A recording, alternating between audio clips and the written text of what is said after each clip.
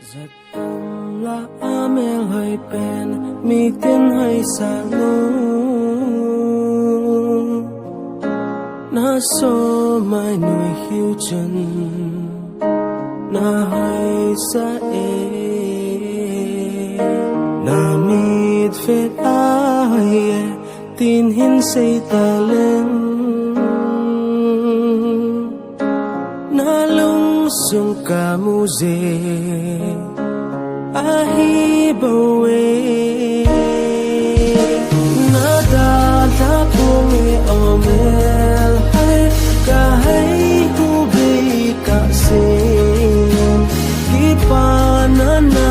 pi zin na mun sa zin ngi